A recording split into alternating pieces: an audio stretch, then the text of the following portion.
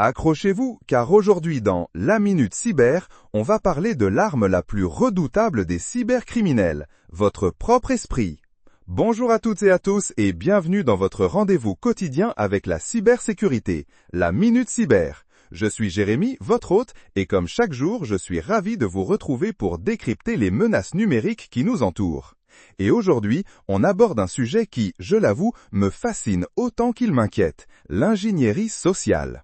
Pour en parler, j'ai le grand plaisir d'accueillir Léa, une experte reconnue en cybersécurité. Bonjour Léa. Bonjour Jérémy et bonjour à tous les auditeurs. C'est un plaisir d'être ici pour éclaircir ce sujet ô combien important. Léa, quand on parle de piratage, on imagine souvent des lignes de code complexes, des hackers encapuchonnés devant des écrans verts. Mais l'ingénierie sociale, c'est tout autre chose, n'est-ce pas? Expliquez-nous un peu de quoi il s'agit. Absolument Jérémy.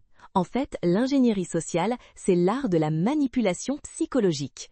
Au lieu d'attaquer des systèmes informatiques avec des codes malveillants, les cybercriminels vont s'attaquer au maillon le plus faible de la chaîne, l'humain.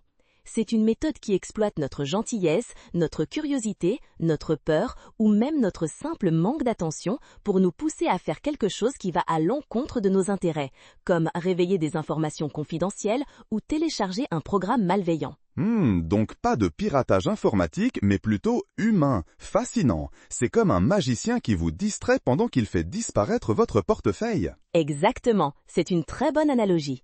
L'objectif est de vous faire baisser votre garde, de créer un sentiment d'urgence ou de confiance pour que vous agissiez sans réfléchir. C'est pour ça que c'est si efficace. Nos systèmes de défense sont très bons, mais nous, les humains, sommes faillibles. D'accord, je comprends le principe, mais comment ça se matérialise concrètement? On reçoit un mail bizarre et hop, on est piégé? C'est souvent le cas. La forme la plus connue est sans doute le phishing ou hameçonnage. Vous recevez un email qui semble provenir d'une source légitime, votre banque, un service de livraison, les impôts ou même un collègue. Le message contient souvent des fautes d'orthographe ou une mise en page un peu bizarre, mais il vous demande de cliquer sur un lien pour vérifier vos informations, mettre à jour votre compte ou suivre un colis.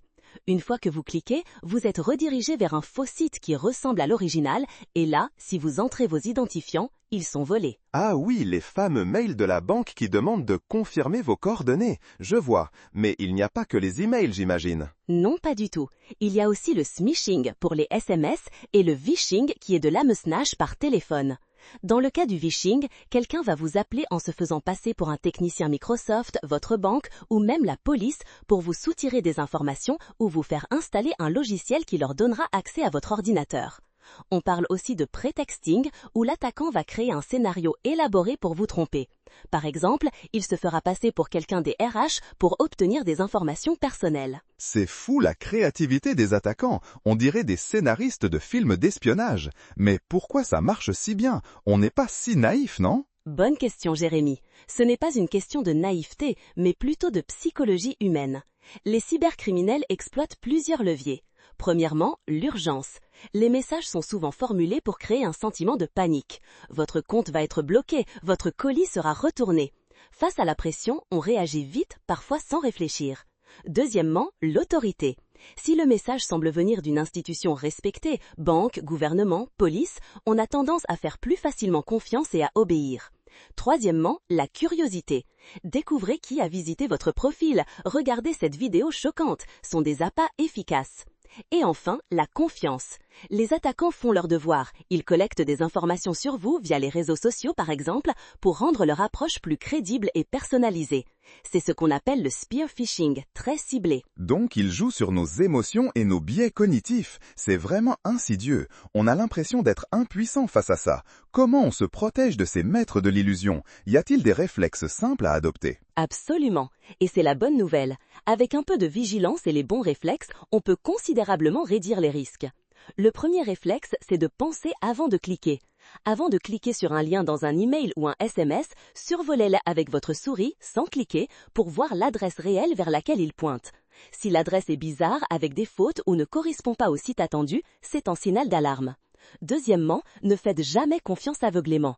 Si vous recevez une demande inhabituelle de votre banque, d'une administration ou même d'un collègue, ne répondez pas directement au message. Vérifiez l'information par un autre canal.